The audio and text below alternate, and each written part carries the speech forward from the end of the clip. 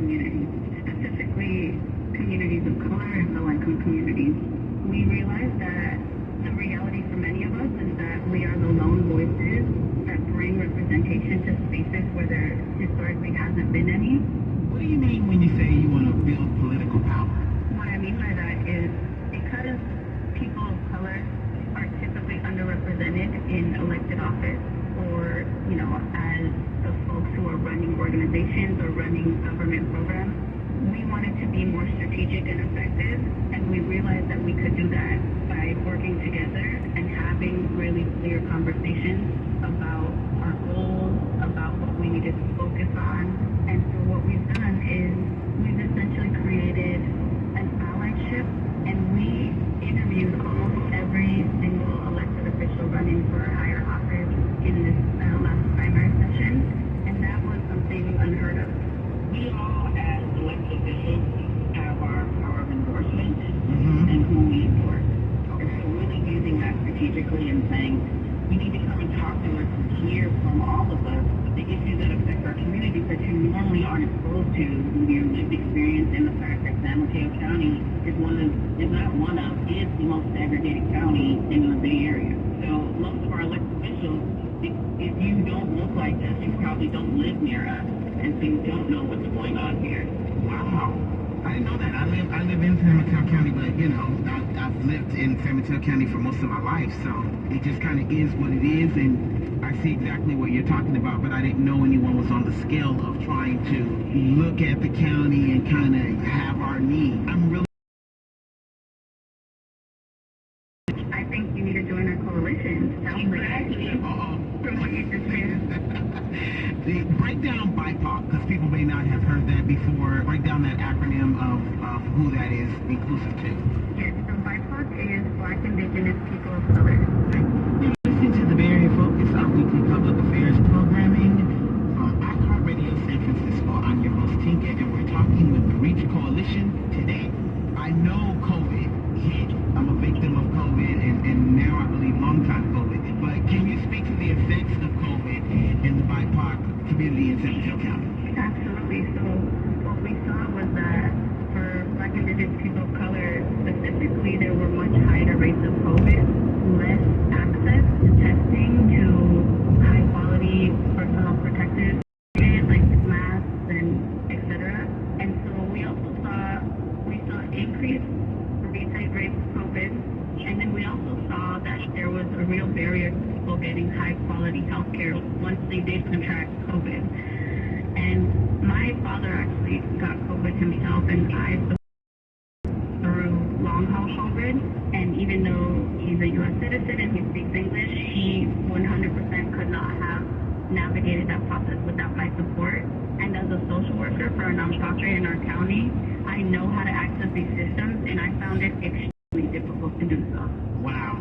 You're listening to the Bay Area Focus, our weekly public affairs programming from iHeartRadio San Francisco. I'm your host, Tinka, and today we are talking with the Reach Coalition. Listen, when you say that it was hard for him to access, do you believe that we're not giving the communities the proper information they need to do it? I know, like, if you have Kaiser, to go to Kaiser. The people who don't have anything, do you think that we're not getting to that community to reach out to them, to let them know what is available to them? I think a part of the issue is that certain communities have a mistrust for good reason in our systems, including healthcare, including government, etc. And so that mistrust didn't just magically disappear because of COVID. Okay. And I think also we have to look at even Kaiser. The majority of people in the Bay Area have Kaiser, but Kaiser isn't equipped to handle the level of healthcare crisis.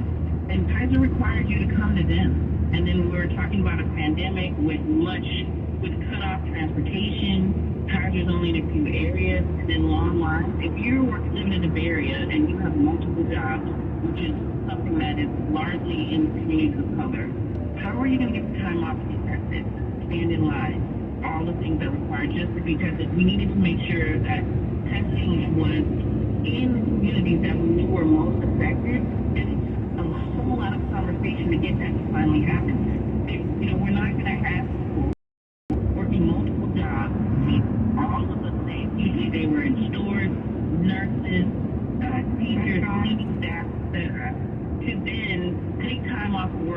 to take a test that a lot of them don't trust. Can hear all that. So, with the time that we have left, I got two things I want to ask you guys. What are the other key areas of concern for the community of color in San Mateo County? I'm really interested to know what those key areas are. So the two areas that we're really focused on outside of healthcare and education, because both Noelle and our school board members are really passionate about education, are housing and law enforcement. Okay. Those two areas in particular, people of color are leaving the Bay Area and especially San Mateo County in droves, just because it's impossible to live here. It is getting too expensive. And then on law enforcement, San Mateo County has the worst outcomes for people of color when it comes to police. And then the other area of law enforcement that we're about is the punishment and our district attorney and how he punishes people depending on their background and color. You're listening to the Bay Area Focus, our weekly public affairs programming from iHeartRadio San Francisco. I'm your host, Tinka, and we're talking with the REACH Coalition. In San Mateo County, is it particular with certain cities, or you're just looking at the whole county? Is it Redwood City, East Palo Alto? Is it the whole county or just particular cities? What is the heaviest city that you're like, okay, this city really kind of needs some help? Right now, I don't really see one city over another city in terms of really bad or really good. Okay. They are all struggling. And the issue with that, the other issue for that is I drive out.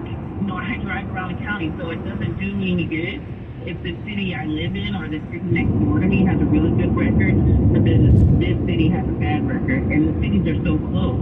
We have to feel safe driving anywhere in this county. As that county as well, I see a little deeper too in what you're saying, because I can be in the same city and see differences in area codes within the same city. You might be in the 94061 and 62 and 63, and they're living one way, and 94065 is another way, and in the other area there's a homeless population which they have apartments and condos with all the mess they have made, but yet in the other cities within the same city you don't see that at all. Like, nowhere do you see the encampment that you see. So what's going on in your city that we don't have in our city? So I feel you guys. You're listening to the Bay Area Focus, our weekly public affairs programming from iHeartRadio San Francisco. I'm your host, Tinka, and we're talking with the REACH Coalition. How can we, as members of the community, get more involved? And when you get involved, would you like it to be people that are in San Mateo County? We would welcome any support on it. I think this is a really big issue that we cannot solve alone. We actually need community support. Many of us are elected officials and community leaders. We can advocate, but if we don't have our community backing us, then we have less power as a whole. So what folks in the community can do is they can sign up to get information from our website. They can follow us on social media. They can look at who we designate as REACH Coalition allies. We cannot endorse, but we do give candidates allyship. And what that means is that we have had really direct conversations about the main issues we are focused on, and that they were really invested in learning or already champions for those issues.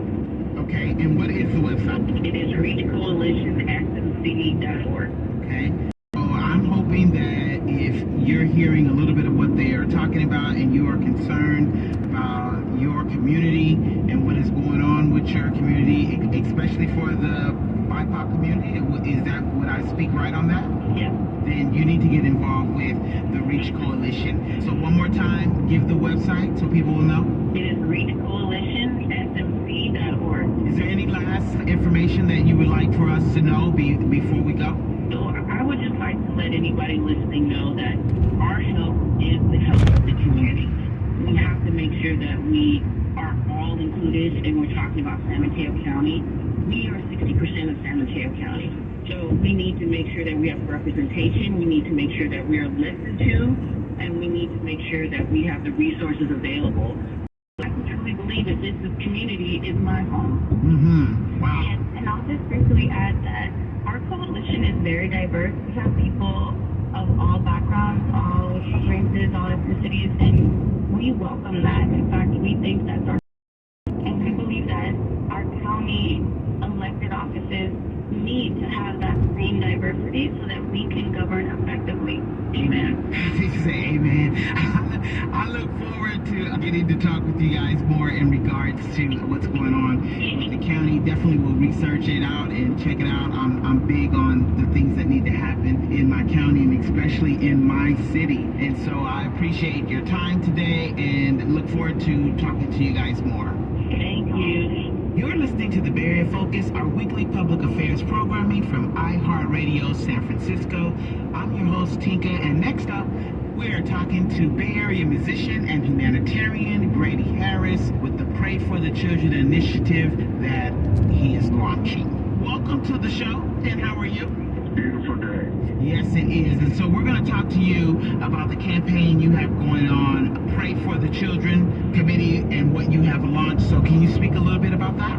Sure. Well, the campaign started on with the interview with the San Francisco Black Film Festival at Jackie Wright, who interviewed us on Father's Day, and we kind of spearheaded the campaign. The song had been out previously, but this campaign would Pray for the Children and the website, et cetera, was sort of launched Father's Day 2022. What is the song and what is the song about? So the song is three-pronged. Number one, Pray for the Children, which features our village. It takes a village to raise a child. So that village consists of artists like Ashley Cole, Lawrence Matthews, Sarah Williams, Rhonda, Bryce Harris, and a host of ministers around the Bay Area that were gathered together, inspired by something I saw you doing on Sunday mornings on the radio station. Okay. And so we're reaching out and we're asking that we would come together as a community and put the children as a priority. Seems like we've kind of dropped the ball and lost focus when it comes to children's issues. And so this committee, this website, this campaign is to say, let's just unite, let's come together, and let's make this a united force. Pray for the children, mentor the children, love on the children, and if it means taking them out to the ballpark, getting them an extra scoop of ice cream, let's do that. And it crosses all religions, denominations, etc. You're listening to the Bay Area Focus, our weekly public affairs programming from iHeartRadio San Francisco. I'm your host, Tinka, and we're talking with Grady Harris, who is a part of the Pray for the Children campaign. What do you think is one of the main focus of things that we have lost?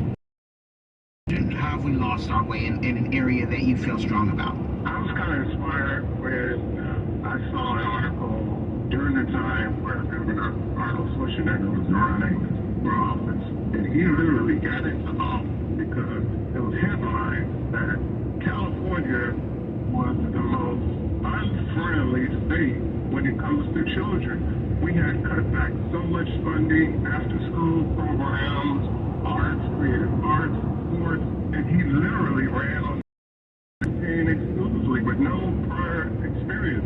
So I think it started back there, Trinka, when we started dropping the ball, and it just has escalated from there.